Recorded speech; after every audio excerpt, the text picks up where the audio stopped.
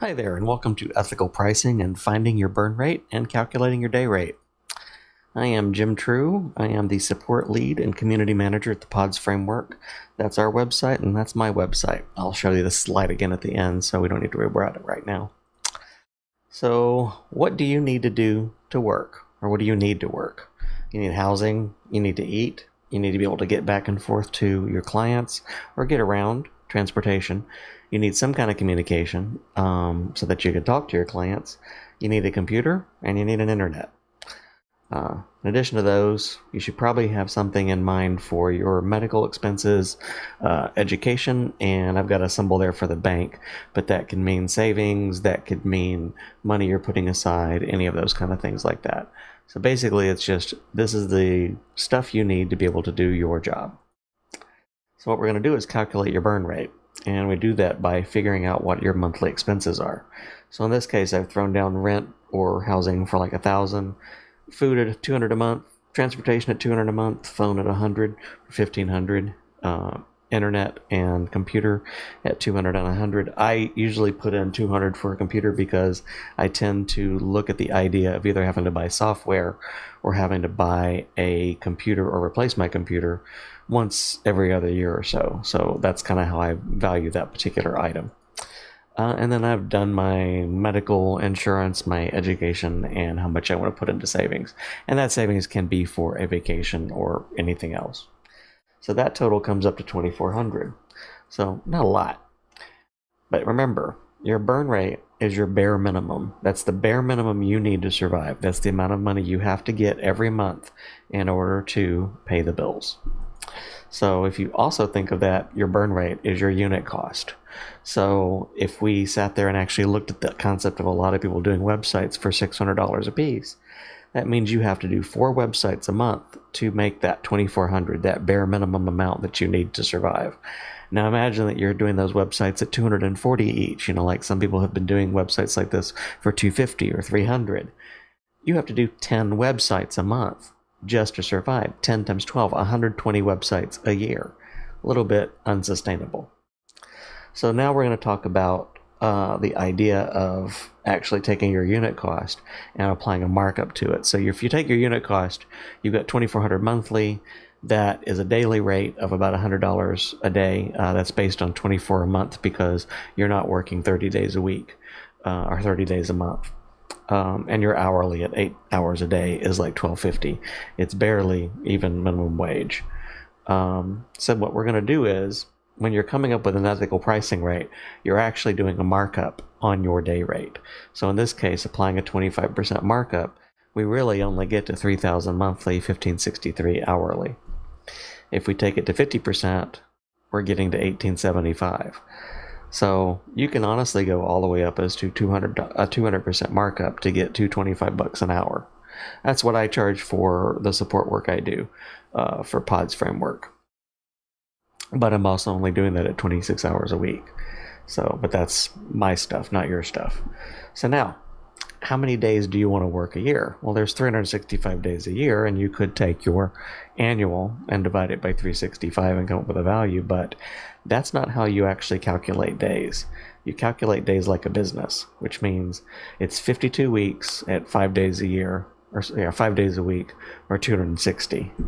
And then you have to remove from that travel or vacation or any of that other kind of stuff. So I usually take off 10% for travel to business things, travel for vacation, could be anything along those lines. Take off another 26 days for training and education, and then take off another 26, which could be 5 to 10%, whichever you want to say there, for sick days or health insurance reasons. So we're really coming up with 182 days a year is what you're working. So now when you calculate your new day rate, you're actually basing it on 182 working days, or from our $4,800 monthly, we would divide that up to be $57,600 annually. $57,600 annually divided by 182 is a $316.48 daily rate. So that's not too bad. But then again, that's to make the $57,600 annually. Everyone has to figure out these calculations for themselves. So you have to determine for yourself, what's your burn rate? What is the bare minimum you need to survive? And that's where you have to start from. Then you have to determine for yourself, what's your ethical markup? Is 200% too much? Is 50% too much? Is 400% probably right around your ballpark? That's your value. And then you have to determine for yourself how many days you want to work. So questions that came up during this were primarily along the lines of, this is in a sense value-based pricing, and it's not really, it's different than value-based pricing by the mere fact that the people on the other side of the equation, the people that are coming to you to get work done, they have to determine what is the value of the work they need to get created. You, on your side of the equation, have to determine what is your value, what is the rate that you won't go below. And that's how you get into that negotiation factor when you're working out pricing. I tend to always work this way. I think it works cleaner. It's if I know what my numbers are that I can't budge beyond, it makes it much easier to determine how much I can charge for work that has to be done. And the funny thing is that honestly, if you start just increasing your rates based on, your question, or you put out that number, like, what is your budget for a job? And you say the budget has to be $1,500 or higher, you're immediately going to get more qualified answers coming to you for the work you're trying to do. And that's pretty much that. Okay, I am Jim True. I'm the support lead and the community manager at the Pods Framework. We are a custom content framework for WordPress. We help you basically go beyond posts and pages, manage your custom post types, your custom taxonomies, your custom fields, all within one interface. We also provide really incredible ways to connect your content to each other. Our website is pods.io. We're on Twitter at Pods Framework. My website is jimtrue.com, and my Twitter is at jimtrue. These slides and this video will be on my website after this talk. We are WordPress St. Petersburg.